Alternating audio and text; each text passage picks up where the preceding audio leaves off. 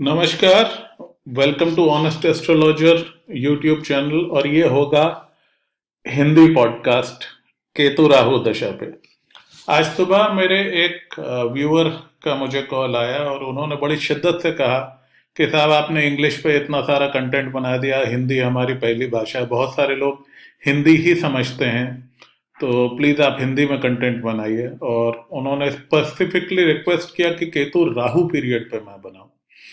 सो Ketu Rahu life के सबसे मुश्किल पीरियड्स में से एक होता है। देखिए, कभी भी लाइफ में दो मेलेफिक एक साथ चलेंगे, चाहे वो केतु शनि हो या राहु शनि हो या केतु राहु हो या शनि राहु हो, वो कभी भी कोई बहुत अच्छा, बहुत हैपनिंग समय नहीं होने वाला। ये हमेशा डिफिकल्टीज और चैलेंजेस से भरा समय होगा। लेकिन इन सब पीरियड्स में केतु राहु पीरियड की एक अपनी खूबसूरती है, एक इसका क्लाइमैक्स वाला इफेक्ट होता है जो बहुत अच्छा होता है। लेकिन जब ये चलता है तो यूं समझिए कि ये एक्शन हॉरर मूवी है जिसमें कि बहुत उत्पात मचते हैं, पुरानी जिंदगी धूल धूसरित होकर रह जाती है और एक नई जिंदगी की शुरुआत होती है। इसीलिए केतु राहु को मैं एक पुनर्जन्म मानता हूं, एक रीबर्थ मानता हूं। देखिए, केतु और राहु एक ही शरीर के दो हिस्से हैं। जिन लोगों ने थोड़े भी स्क्रिप्चर्स पढ़े होंगे उनको पता होगा कि अमृत मंथन के समय स्वर भानु राक्षस के सिर को भगवान विष्णु ने मोहिनी रूप में चक्र से काट दिया था, लेकिन तब तक वो एक ड्रॉप अमृत का पी चुका था, तो वो अमर हो गया। इस वजह से केतु और राहु दो ग्रह बने, फिर राहु बना और धड़ केतु बना, और दोनों को तारामंडल में ग्रह का स्थान दिया गया। अब इस प्रिंसिपल को हम लेकर के आगे चलते हैं तो ये एक ही शरीर के दो टुकड़े हैं, ये कुंडली में कभी साथ नहीं बैठते, ये हमेशा एक दूसरे से 7 खाने दूर होते हैं, बिल्कुल अपोजिट।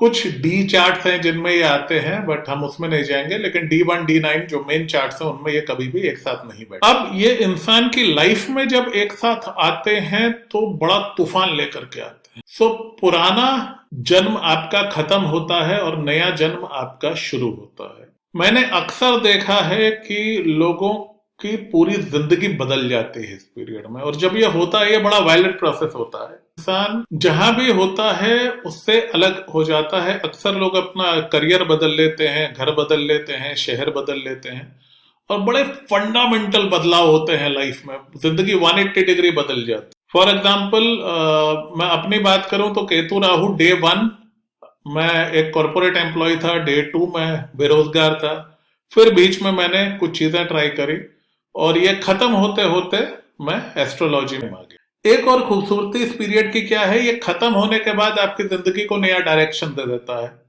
क्योंकि खत्म होने के बाद आपको अक्सर कोई ना कोई गुरु, कोई उस्ताद मिलता है जो आपकी जिंदगी को सही डायरेक्शन में लगा देता है। सो अगर केतु महादशा राहु अंतरदशा है तो उसके बाद केतु में गुरु आएगा तो जातक को कोई उस्ताद अपना मिल जाता है। केतु का उस्ताद जुपिटर है, गुरु है, तो कोई ना कोई गुरु मिल जाता है जो जिंदगी को सही डायरेक्शन दे देता है। और वहीं अगर राहु में केतु है तो इसके बाद में राहु में शुक्र आता है, शुक्र राहु का गुरु है।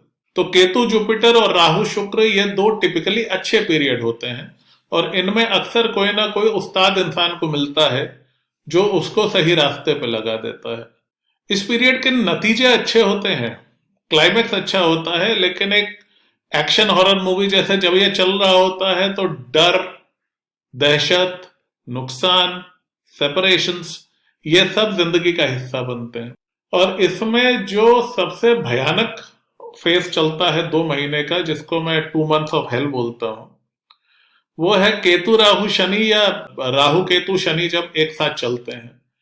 इस पीरियड में इंसान के साथ जो ना हो जाए वो कम है। तो मेरी ये सलाह सबको रहती है कि भाई इस पीरियड में बिल्कुल हेलमेट पहन के कंबल ओढ़ के लेट जाओ, कोई पंगा ना लो, जहां जिंदगी जारी है चुपचाप चलते रहो, कुछ बहुत बड़ा तीर मारने का प्रयास ना करो। और भगवान शंकर की पूजा इसमें बहुत सूट करती है, रुद्राभिषेक पूजा बहुत अच्छी रहती है, और आपका जिंदगी पर कंट्रोल खत्म हो जाएगा इस दौरान। तो चीजों को बहुत ज्यादा कंट्रोल करने का प्रयास ना करें, उनके साथ चलें। जैसे ही केतु में गुरु या राहु में शुक्र आएगा, जैसे ही केतु राहु पीरियड खत्म होगा, आपकी जिंदगी एक नया टर्न लेगी, आप एक दूसरे इंसान बन जाएंगे, आपका एक तरह से पुनर्जन्म होगा और फिर आपका बेहतर समय शुरू होगा। तो इसी के साथ उम्मीद करता हूं मैंने अपने व्यूअर की शिकायत दूर कर दी है। प्लीज इसमें कमेंट करके बताइएगा। और अगर कोई भी आप ऐसा पॉडकास्ट सुनना चाहें, पॉडकास्ट मेरे लिए बहुत आसान है बनाना, सो आप कुछ भी चाहेंगे, मेरी कोशिश होगी जल्दी से जल्दी बना के और अपलोड कर दूं। सो प्लीज देखते रहिए, सब्सक्राइब कीजिए, शेयर कीजिए, लाइक कीजिए। बहुत धन्यवाद आप सबका। नमस्कार।